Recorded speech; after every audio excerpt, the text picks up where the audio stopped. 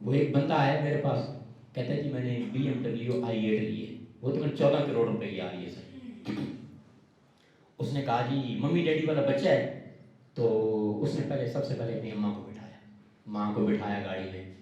اس کی ماں نے کہا بھائی آپ کے ابو کے دوست عامر رضا خوب آئے ہیں۔ اب میں بیٹھ گئی ہوں، آپ عامر رضا خوب آیا کو رہے ہیں ہمارے پاس۔ میرے لیے اعزاز کی بات تھی، میری بات سپاہی سن لے، نہ سنے تو اس کی مرضی، اور ایس پی اگر سن لے تو اسے یہ بڑا پن ہے اس کا۔ میری ذاتی حیثیت تو طالب علم کی ہے نا سر۔ چلو میں گیا تو میں بیٹھا، بچہ نا ممی ڈیڈی والے ماحول میں ہے لیکن اپنی صفائی نہیں رکھتا، صفائی نہیں رکھتا۔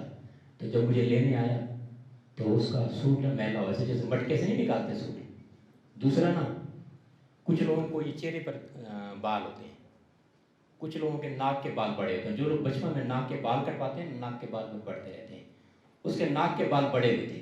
تو دو چار لوگ نظر بدینی صاحب جیسے معززین بیٹھے ہوئے تھے، کہتے یہ بندہ کون ہے؟ میں نے کہا یہ بہت بڑے آدمی کا بیٹا ہے، ملتان میں بہت بڑا بزنس مین ہے، اس کا بیٹا ہے، ممی ڈیڈی والے ماحول میں پلا ہے لیکن یہ صفائی نہیں رکھتا اپنی۔ تو کہتے یہ کس پہ آئے؟ سائیکل پہ آئے؟ میں نے کہا سائیکل پہ نہیں آیا یار، یہ 14 کروڑ کی گاڑی میں مجھے لینے کے لیے آئے۔ کہتے 14 کروڑ کی گاڑی رکھی ہے اور 50 روپے نائی کو دے لیں، اپنے ناک کے بال تو کٹوا لیں۔